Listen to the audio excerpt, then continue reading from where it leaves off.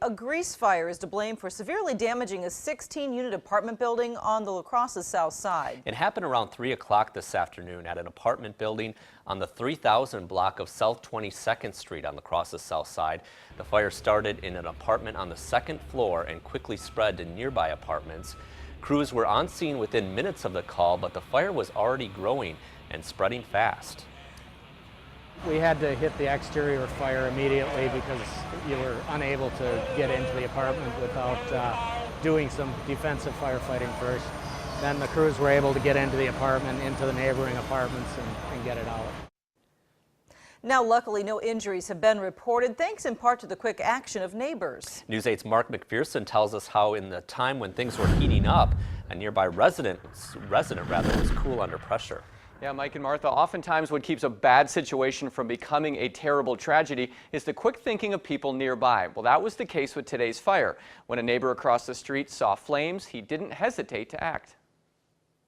I'm still shaking, it's been a couple hours. Kurt Groth never thought his easy Monday afternoon would turn into a race against time. There was fire coming out of the eaves right here, and kind of looked at each other like, is this really happening? Groth was at his home on 22nd Street when he smelled smoke and saw flames shooting from the apartment across the street. Other neighbors called 911. Groth sprung into action. I just started at this door and pounded and yelled fire and ran as quick as I could to get as many as I could out. He was part of the way through when he noticed a man and his young son stuck on the second floor. We had him kick the board out, hand the baby down. As a father, he did a big thing today too. Because I remember him looking at me and saying, "Are you sure you got my baby?" Luckily, everyone made it out unharmed, although some have a lot of cleanup ahead.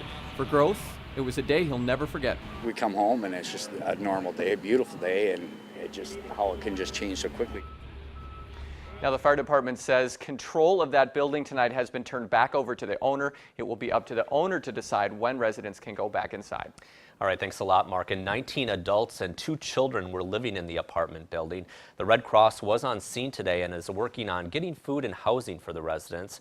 They help fire victims all of the time, but the large number of residents this time makes it a little more complicated. Right now, we're kind of seeing where everybody is at. If they do have a place to stay, we're probably going to look towards maybe 15 different hotel rooms. And if you would like to help those impacted by the fire, you can always contact the Red Cross at 788-1000.